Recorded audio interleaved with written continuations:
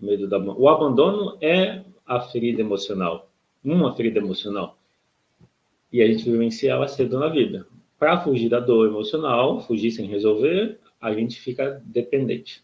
Então, se você é dependente ou conhece alguém que é dependente, essa pessoa, se ela quer mudar, ela precisa cuidar da tristeza. Primeiro ponto, recapitulando. Depois, reconhecer que ela está com ela, que ela nunca está sozinha. E no terceiro ponto, melhor ainda, é reconhecer que existe essa ligação com o todo. O medo. Mas e o medo? Eu falei que a ferida do abandono é a tristeza. E o medo? O medo é outra emoção básica. A gente tem medo da tristeza. Então, é necessário também trabalhar a relação com o medo. Como que a gente trabalha a relação com o medo? Um ponto já vai ser trabalhado ao trabalhar a dor do abandono, a ferida do abandono, que é a tristeza. A tristeza está por trás do medo, então a gente sente medo da tristeza. Trabalhar a tristeza faz o medo diminuir. Só que existe o medo também por a gente não estar cuidando da gente. O medo pode vir da experiência de não sentir segurança na infância, não sentir ter recebido segurança e proteção. Ao não sentir que se recebeu segurança e proteção, a gente novamente busca uma compensação. A compensação pode ser não querer depender de ninguém. Olha que interessante. Assim como existe a ferida da dependência, para quem tem, melhor, a máscara da dependência, de ser dependente porque a ferida é a ferida do abandono, na ferida da traição, que vem um pouco mais tarde, vem aos 6, 7 anos de idade, na ferida da traição, pode-se buscar uma independência. Mas, de novo, ainda assim é uma independência que está fugindo da dor da traição. Então, a ferida do abandono, ela é um paralelo para a ferida da traição.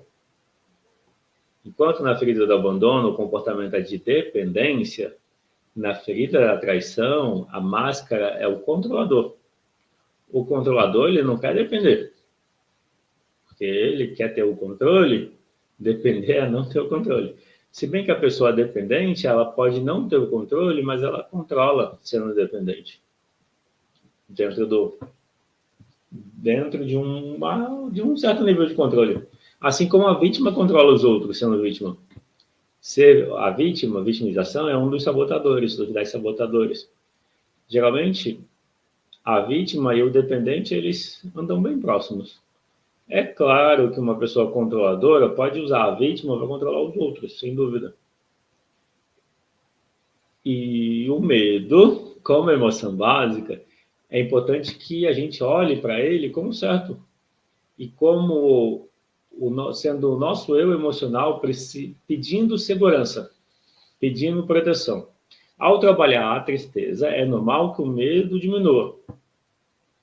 Quando o medo diminui, junto com a tristeza que diminuiu, pode chegar num ponto que ele não diminui mais, por mais que continue trabalhando na tristeza. O que isso indica? Isso indica que precisa trabalhar o medo. Ao trabalhar o medo, você pode olhar que esse medo pode vir da relação com o pai, de não ter sentido que veio segurança como você gostaria, ou pela ausência, ou pela forma como foi a relação, ou pela desconexão. Mas, independente do que aconteceu, existe muitas terapias, muitas pessoas enfatizam o passado como a fonte da cura. Só que a cura só acontece no agora. Então, quando a gente busca a ideia de que a cura vai vindo compreender o passado, pode acontecer, porém é um processo que leva muito tempo.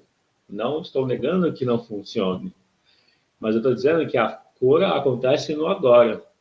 Se eu entendo a causa agora e eu modifico o que alimenta a causa, se eu trabalho na causa do problema agora, eu mudo essa relação agora, eu já sinto a mudança agora. Essa é a abordagem fenomenológica. A abordagem fenomenológica é lidar com aquilo que está presente. Boa noite, Sete.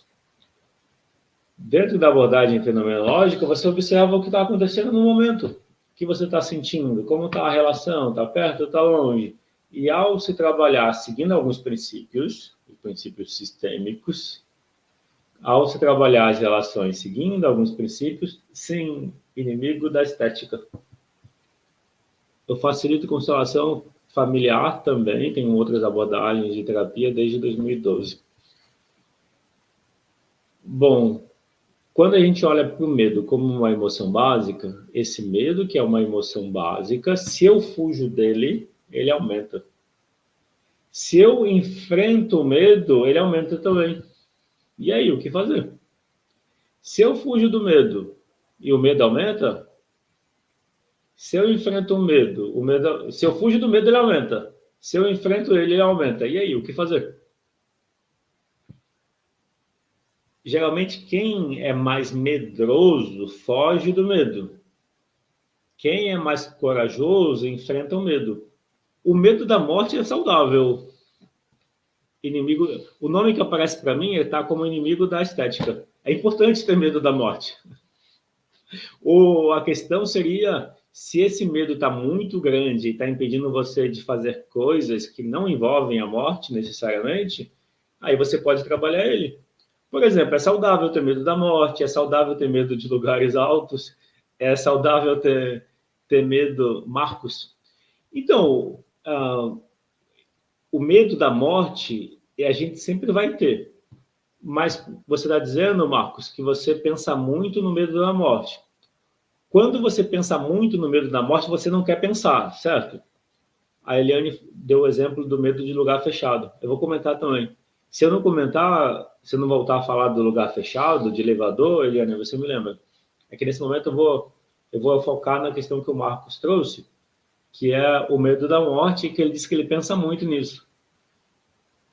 Marcos, me diz uma coisa. Quando vem o pensamento da morte, o seu reflexo é não querer pensar, não é isso? Quando você não quer pensar na morte por medo da morte, você reforça o medo da morte. O medo da morte diminui, de novo, é saudável ter medo da morte. Mas se o pensamento está repetido e você não quer pensar, é normal que esse medo fique mais intenso.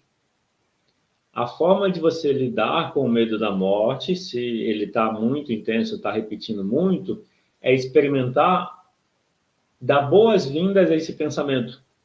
Reconhecer que esse pensamento, ele tem uma intenção positiva.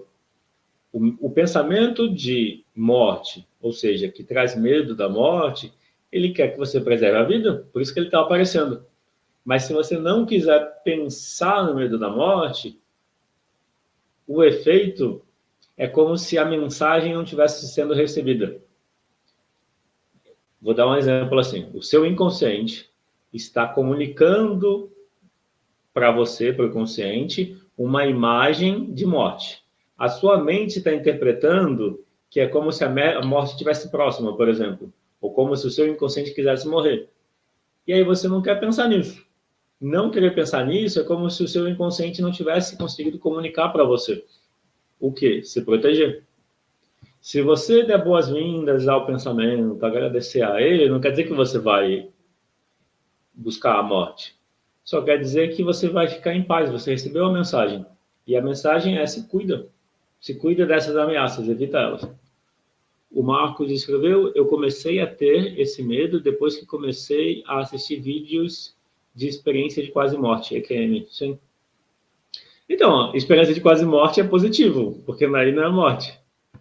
Geralmente, as pessoas que passam por uma experiência de quase morte, de EQM, a pessoa volta transformada, ela volta mais espiritualizada. Ela tem isso são vários relatos. Vários relatos de EQM, a pessoa diz que ela percebe que a vida continua. Que é como se não tivesse nenhum período ali de inconsciência. Tipo, a pessoa relata, vê o corpo, e ela vê sendo alguma outra coisa. Sendo o nome que dá, espírito, e assim vai, tem vários nomes. Mas, Marcos, me confirma se você entendeu que não querer sentir o medo da morte reforça ele. Aí ele vem mais intenso na próxima vez. Aí você vai precisar de mais energia, mais intenção para não ter o pensamento. O caminho para você lidar com qualquer pensamento que te incomoda é Entende que ele é uma mensagem para você.